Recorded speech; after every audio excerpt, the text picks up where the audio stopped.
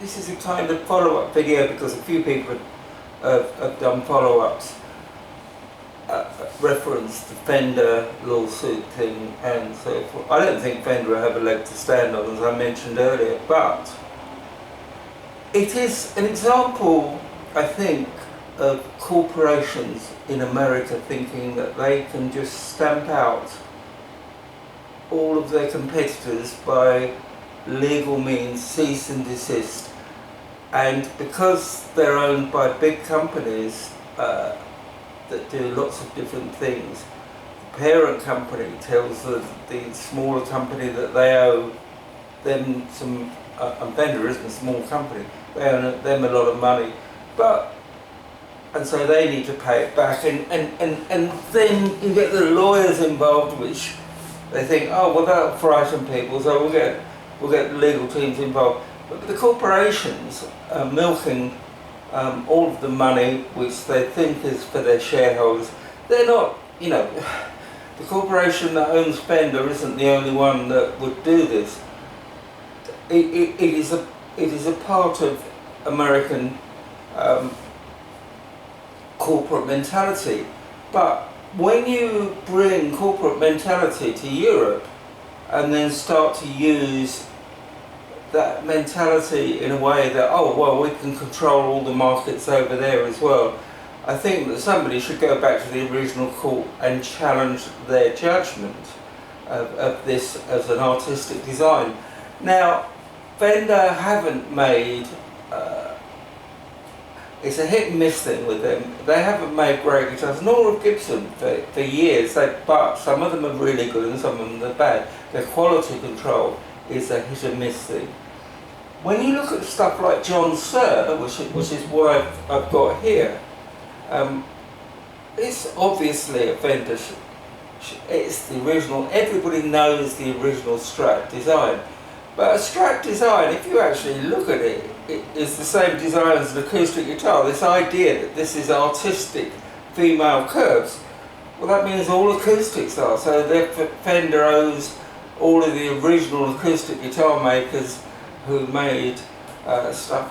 Maybe you could go back to Inferior and all of those people. You could go back to the Spanish guitar makers, but that's what it is.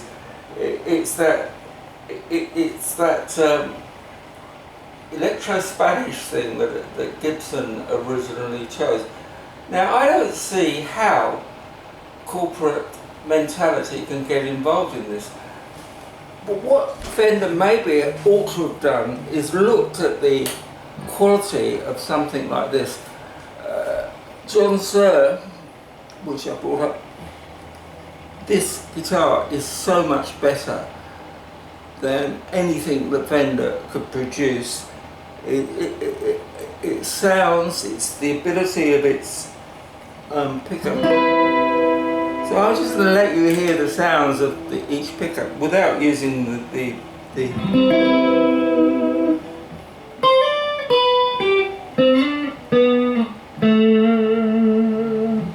Okay, let's move to the position.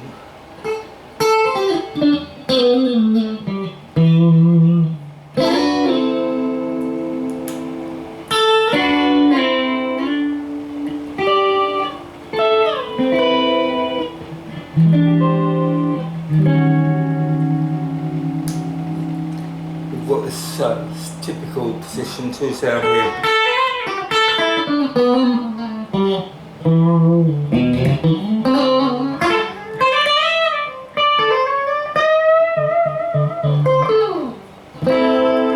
And then the humbucker, which is a Pete Thornbucker. Pete Thorne obviously has an association with Suhr. But if you look at what they've done with it, if you look at the way that Fender just bolted this on, but there is a heel joint here. The trem system, I know that Fender patented their original trem, but so if they're at extreme, are they going to say Goto, for instance, trems are based upon a Fender trem? I've had Fenders and I know the difference is enormous. This actually works, and Fender trims didn't work. They used to have 6-point systems. The 2-point system is this. So it's just, I do think that this is all corporate rubbish, and it's the company trying to take as much of the market share as they did, but it was their mistakes when they produced too many guitars in COVID. Now Europe as a whole needs to stand up to Fender, and all of the guitar companies here who bring Fenders, they should just, I've mentioned this in my last video, they should just try and discount them and dump them on the market and not re-sign an agreement with Fender. We'll see where the lawsuit takes them. I think that what will happen is that the corporate mainstream that's above Fender, which I think this all began when they actually bought Leo's original company, G&L, and stopped wanting to produce that. You can see where they were going. We want a monopoly. Now, monopoly in terms of a capitalist market should never exist, and probably it would have been stopped in America, but they've gone through a back door that should be creaking on all sides.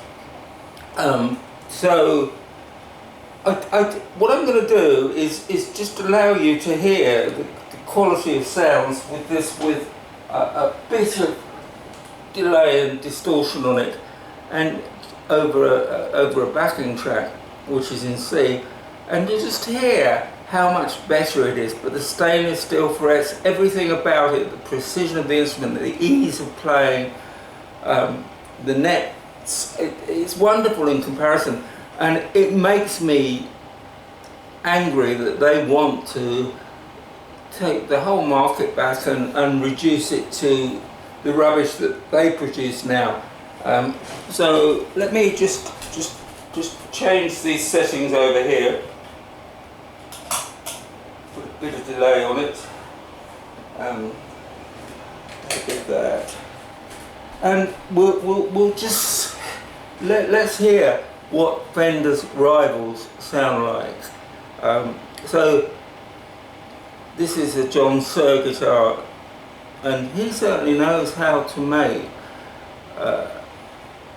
Well, he was part of Fender's custom shop at one time, I think. But he knows what they did wrong, and what they would continue to do wrong if they had the whole market. I don't think that the corporate giant is going to be listening to any of their customers. They think they'll be forced to buy what we sell. But I don't think that that's necessarily true. So here you go. Where the lawsuit goes, I think a lot of companies are going to start to defend it, and I think in the end it will go nowhere. But you have to remember this, and you have to remember what they tried to do to your freedoms of choice. A guitar is a guitar. It would be all traced back to a Spanish guitar, and all of this body shape, corporate bullshit, should be. So I think that maybe the original, if they were alive after all of these years, which they're not obviously, should hold them to account. Maybe you should never buy a Fender again. I have stated in a previous video that they never work for me, but that doesn't mean that they don't work for you. But I think that what they're trying to do as a corporation is force everybody to have the same thing. That's probably not good for music. It's not good for music creation. I think part of it is that the guitar market itself is slowing down immensely. It's not the instrument of choice that it was during the 80s. The guitar solo isn't the big thing anymore. But anyway, let me just play this.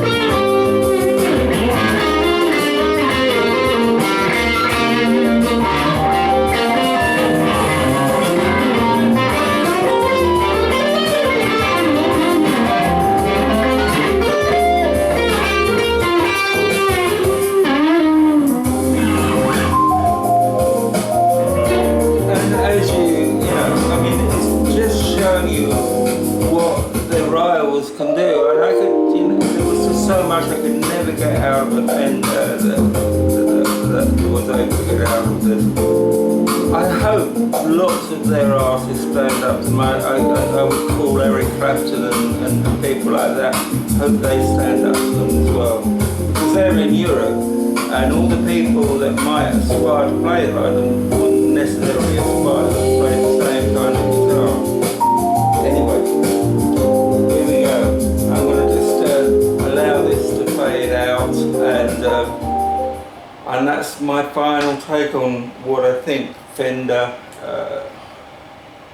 should be careful of, because I think they're alienating the whole of the guitar community in Europe with the idea that this is they can control a musical market by litigation. It would be like EMI or Virgin Records or any of the original, if you went back, Parlophone, when they were a label and stuff like that, litigating against Decca for daring to actually make